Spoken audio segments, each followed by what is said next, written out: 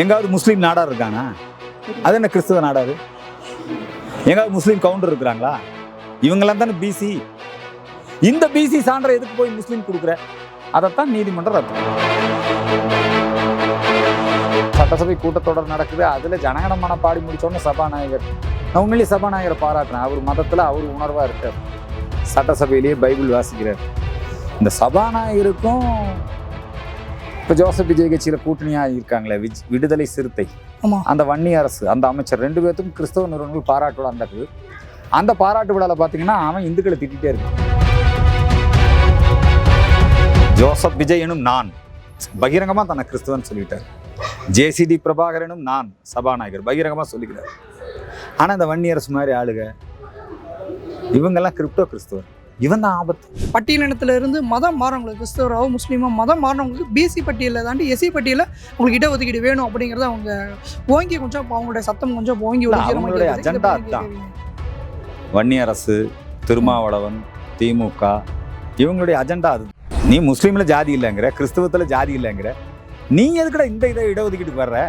நீ சிறுபான்மையினர்னு சொல்லிக்கிட்டு இருக்கிற. நீ மத அடிப்படையில் வேணா போராடி இடஒதுக்கீடு கேடு கொடுத்தா வாங்கிக்கோ. மத அடிப்படையில் எங்களுக்கு கொடுத்துருக்கிறது இது. அம்பேத்கரும் காந்தியடிகளும் என்னங்க, இந்த நாட்டினுடைய அரசியல் சாசனமும் இந்துக்களுக்கு நீங்க இங்க ஜாதி இருக்குதுன்னு சொல்லி தாண்டா எங்களுக்கு கொடுத்துருக்கீங்க. எங்க ஜாதி பேர தேச உணர்வாளர்களுக்கு வணக்கம். நம்மோடு இணைஞ்சிருக்க சிறப்பு விருந்தினர் யார் அப்படின்னா இந்து மக்கள் கட்சியினுடைய நிறுவன தலைவர் அர்ஜுன் சம்பத் இன்னைக்கு நம்மோட இணைஞ்சிருக்காரு. இன்னைக்கு நடக்கக்கூடிய அரசியல் சம்பவங்கள், பல விஷயங்கள் பற்றி அவர்கிட்ட கேட்டு தெரிஞ்சு போவாங்க. சார் வணக்கம். இந்துடா படக்குழுவினருக்கும் நாரதர் மீடியா மற்றும் தீத்தமிழ் நேயர்கள் அனைவருக்கும் என்னுடைய அன்பான வணக்கங்கள். வணக்கம் சார். இன்னைக்கு தேர்தல் முடிஞ்சதுக்கு அப்புறம் தமிழக அரசியல் அப்படிங்கிறது ஒட்டுமொத்தமாக மாறி இருக்கு. யாருமே எதிர்பார்க்காத அளவுக்கு மாறி இருக்கு. இன்னைக்கு நடக்கக்கூடிய அந்த அரசியல் களத்தை பார்க்கும்போது உங்களுடைய கருத்து என்ன சார்? தமிழகத்திலே திராவிட மாடல் அந்த ஆட்சி ஒழிக்கப்பட்டிருக்கிறது. அது எல்லோருக்கும் மகிழ்ச்சி. திராவிட மாடல் திமுக, அதே மாதிரி திராவிட கட்சிகள், குடும்ப கட்சிகள், இதெல்லாம் ஒழிக்கப்பட்டிருக்கு.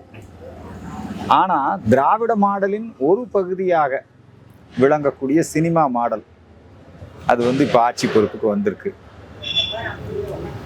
இவர் ஜோசப் விஜய் அவங்கள தோற்கடித்தது எங்களுக்கு மகிழ்ச்சி. ஒரு 3-4 விஷயங்கள் எங்களுக்கு சந்தோஷம்.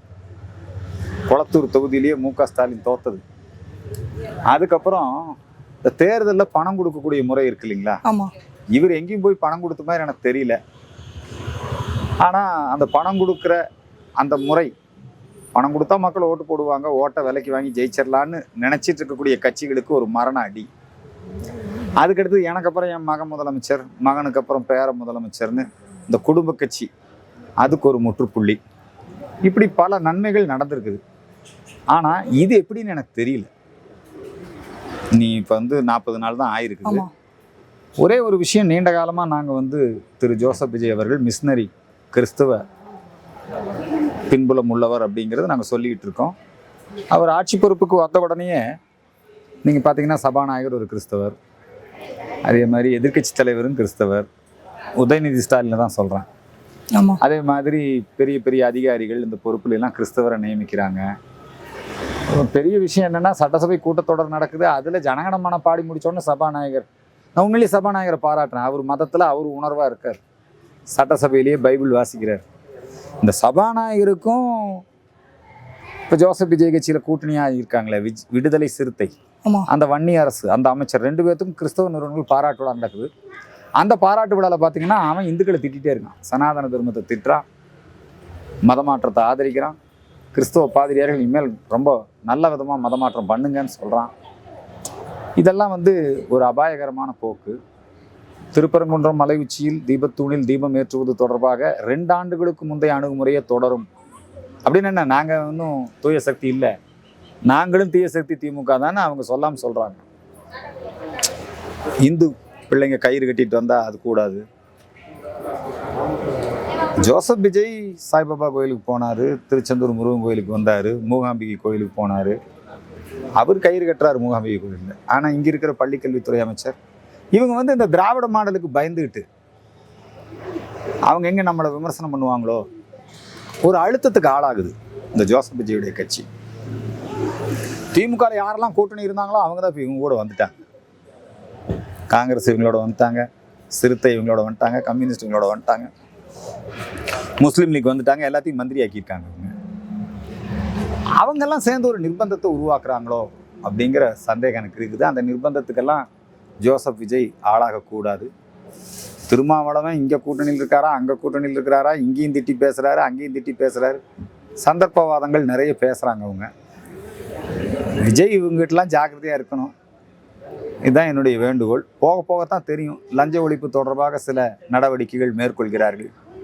தனியார் பள்ளி கல்வி நிறுவனங்களுடைய அந்த அமைப்பு அவங்க தெளிவாக சொல்கிறாங்க, இந்த ஆட்சியில் லஞ்சம் இல்லை. நாங்கள் ஒரு ஸ்கூலுக்கு 3 லட்சத்துலேருந்து 5 லட்ச ரூபா 3 ஆண்டுக்கு ஒரு முறை கொடுத்துக்கிட்டு இருந்தோம். அதே 500 கோடி ரூபா ஆயிடுது ஊழல். அது இல்லைங்கிறாங்க. அப்போ அவங்க சொல்கிறத நம்ம ஆதரிக்க வேண்டியதாக இருக்குது. அதே மாதிரி தான் ஊழலை ஒழிப்பதற்கான நடவடிக்கை பத்திரப்பதிவுத்துறையில், அதே மாதிரி நம்ம அந்த பார்ட்டி ஃபண்ட் அப்படின்னு வாங்குறது, இதெல்லாம் வந்து பேசியிருக்காங்க. நல்லது நடந்தால் நம்ம வரவேற்கிறோம். இந்த ஜோசப் விஜயுடைய ஆட்சி இன்னும் போகணும். மத்திய அரசாங்கத்தோட ஒத்துழைப்பதாக சொல்லியிருக்காரு. ஒன்றிய அரசுன்னு கூட சொல்லக்கூடாது அப்படிங்கிற ஒரு சிந்தனை அவங்களுக்கு வந்திருக்குது. இது வந்து நம்ம போக போகத்தான் அது பார்க்க முடியும். இதுக்கு மத்தியில் எங்களுக்கு கவலை என்னென்னா 80% தமிழன் இந்துக்கள் இருக்கான் இந்த தமிழ்நாட்டில். இவன் ஒரு தமிழனை ஒரு ஹிந்துவை முதலமைச்சராக தேர்ந்தெடுக்காம இந்த திராவிட இயக்கங்கள், இந்த கிறிஸ்துவ மிஷினரி பின்புலம் கொண்ட அரசியல் கட்சிகள், இவங்க எல்லாம் இந்த இந்து உணர்வை தமிழ்நாட்டில் மழுங்கடிச்சு வச்சிருக்காங்க. சுயமரியாதை உணர்வே இல்லை. ஒரு கிறிஸ்தவர் முதலமைச்சராக இருக்கிறாரு, ஆனால் அவர் கிரிப்டோ கிறிஸ்தவராக இல்லை. அது எனக்கு மகிழ்ச்சி. ஜோசப் விஜய் எனும் நான் பகிரங்கமாக தன்னை கிறிஸ்தவன் சொல்லிட்டார். ஜேசிடி பிரபாகரனும் நான் சபாநாயகர் பகிரங்கமாக சொல்லிக்கிறார். ஆனால் இந்த வன்னியரசு மாதிரி ஆளுக இவங்கெல்லாம் கிரிப்டோ கிறிஸ்தவர்கள். இவன் தான் ஆபத்து. நல்ல கிறிஸ்தவர்களுக்கும் நம்மளுக்கும் எந்த பிரச்சனையும் இல்லை. இந்த கள்ள கிறிஸ்தவனுக்கும் நம்மளுக்கும் தான் பிரச்சனை. பார்ப்போம், இன்னும் போகட்டும். வருத்தம் இருக்குது, இந்துக்கள் மத்தியில் விழிப்புணர்வு இல்லையேங்கிற வருத்தம் இருக்குது. தொடர்ந்து வேலை செய்யணும். நீங்கள் வன்னியரசை பற்றி கேட்டனால இந்த விஷயத்தை நான் சொல்கிறேன் சார். ஆதிதிராவிட நலத்துறை அமைச்சர், அந்த அமைச்சரையே சமூக நீதி அமைச்சர்னு சொல்லி இப்போ பேரை மாற்றி வன்னியரசு அவர்கள்ட்ட இப்போ கொடுத்துருக்காங்க, ஒப்படைச்சிருக்காங்க விடுதலை சிறுத்தைகள் வச்சு. ரொம்ப நாளாக கிட்டத்தட்ட அவங்கள வந்து மாற்றணும் அப்படின்னு சொல்லி ஒரு சில விஷயங்கள் கேட்டிருந்ததுன்னா அப்போ அவர் கையிலேயே கொடுத்து இதை நீங்களே மாற்றுங்கன்னு சொல்லி அவங்கள்ட்ட கொடுத்துருக்காங்க. அதை நம்ம எடுத்துக்கலாம். ஆனால் அவர் போன உடனே என்ன கேட்குறாரு அப்படின்னா, மதம் மாறினாங்கள்ல, பட்டியலினத்தில் இருந்து மதம் மாறவங்களுக்கு, கிறிஸ்தவராவோ முஸ்லீமோ மதம் மாறினவங்களுக்கு பிசி பட்டியலில் தாண்டி எஸ்சி பட்டியலில் உங்களுக்கு இடஒதுக்கீடு வேணும் அப்படிங்கிறத அவங்க ஓங்கி கொஞ்சம் அவங்களுடைய சத்தம் கொஞ்சம் ஓங்கி வன்னியரசு, திருமாவளவன், திமுக இவங்களுடைய அஜெண்டா அதுதான். அந்த அஜெண்டா வந்து அவங்க ஆட்சியில் நிறைவேற்றுறதுக்கு முயற்சி பண்ணுவாங்க. ஆச்சுங்களா?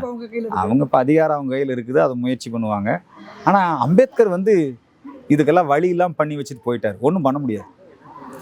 இப்போ நம்முடைய மதுரை உயர்நீதிமன்றம் மிக தெளிவான தீர்ப்பை கொடுத்துருக்கு. பிற்படுத்தப்பட்டோருக்கான ஜாதி சான்ற மதம் மாறிய முஸ்லீமுக்கு கொடுக்காத அந்த உத்தரவை ரத்து பண்ணிடும். சட்டம் கிளியராக இருக்குது. அம்பேத்கர் மிக தெளிவாக சொல்லியிருக்கிறார்.